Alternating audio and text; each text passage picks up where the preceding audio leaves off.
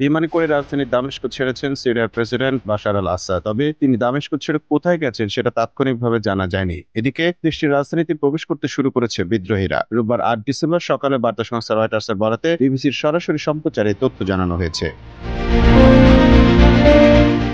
আন্তর্জাতিক গণমাধ্যমগুলোর বরাতে জানা গেছে, সিরিয়ার রাজধানী দামেস্কের দিকে দ্রুতগতিতে অগ্রসর হচ্ছে বিদ্রোহীরা। এর মধ্যে রাজধানী ঘিরে কয়েকটি উপশহরের নিয়ন্ত্রণে নিয়েছে এইচটিএস যোদ্ধারা। আনুষ্ঠানিক ঘোষণা না হলেও এর মাধ্যমে তার দীর্ঘ 24 বছরের শাসনের অবসান হয়েছে বলে ধারণা করা হচ্ছে। এর মধ্যে দামেস্কের নিয়ন্ত্রণ নিয়েছে সশস্ত্র বিদ্রোহীরা। তবে প্রতিপক্ষের বিরুদ্ধে কোনো ধরনের প্রতিশোধ নেওয়া হবে না বলে প্রতিশ্রুতি দিয়েছে তারা। দীর্ঘদিনের শাসক পালিয়ে যাওয়ার পর সিরিয়ার সশস্ত্র বিরোধী গোষ্ঠী ঘোষণা করেছে, আসাদ শাসনের সমাপ্তি দেশটির ইতিহাসে এক নতুন অধ্যায়ের সূচনা করেছে। বিদ্রোহীরা বলেছে, নতুন সিরিয়া হবে শান্তিপূর্ণ সহাবস্থানের জায়গা, যেখানে ন্যায় বিচারের জয় হবে এবং সব সিরীয় নাগরিকের মর্যাদা রক্ষা করা হবে। বিদ্রোহীরা এক বিবৃতিতে বলেছেন, আমরা অন্ধকার অতীতের পাতা উল্টে ভবিষ্যতের জন্য একটি নতুন দিগন্ত উন্মোচন করছি।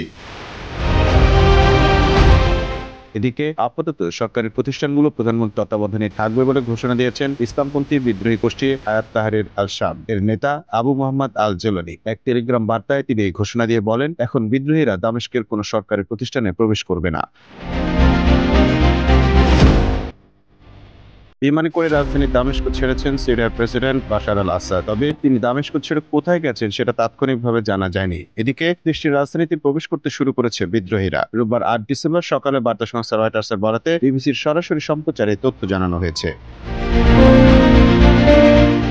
আন্তর্জাতিক গণমাধ্যমগুলোর বরাতে জানা গেছে, সিরিয়ার রাজধানী দামেস্কের দিকে দ্রুতগতিতে অগ্রসর হচ্ছে বিদ্রোহীরা। এর মধ্যে রাজধানী ঘিরে কয়েকটি উপশহরের নিয়ন্ত্রণে নিয়েছে এইচটিএস যোদ্ধারা। আনুষ্ঠানিক ঘোষণা না হলেও এর মাধ্যমে তার দীর্ঘ 24 বছরের শাসনের অবসান হয়েছে বলে ধারণা করা হচ্ছে। এর মধ্যে দামেস্কের নিয়ন্ত্রণ নিয়েছে সশস্ত্র বিদ্রোহীরা। তবে প্রতিপক্ষের বিরুদ্ধে কোনো ধরনের প্রতিশোধ নেওয়া হবে না বলে প্রতিশ্রুতি দিয়েছে তারা। দীর্ঘদিনের শাসক পালিয়ে যাওয়ার পর সিরিয়ার সশস্ত্র বিরোধী গোষ্ঠী ঘোষণা করেছে, আসাদ শাসনের সমাপ্তি দেশটির ইতিহাসে এক নতুন অধ্যায়ের সূচনা করেছে।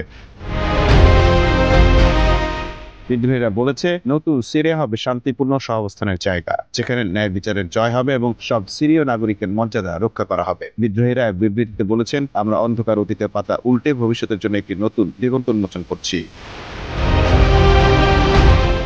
এদিকে আপাতত সরকারি প্রতিষ্ঠানগুলো প্রধানমন্ত্রীর তত্ত্বাবধানে থাকবে বলে ঘোষণা দিয়েছেন ইসলামপন্থী বিদ্রোহী গোষ্ঠী হায়াত তাহরির আল শাম এর নেতা আবু মোহাম্মদ আল জেলানি। এক টেলিগ্রাম বার্তায় তিনি এই ঘোষণা দিয়ে বলেন, এখন বিদ্রোহীরা দামেস্কের কোনো সরকারি প্রতিষ্ঠানে প্রবেশ করবে না।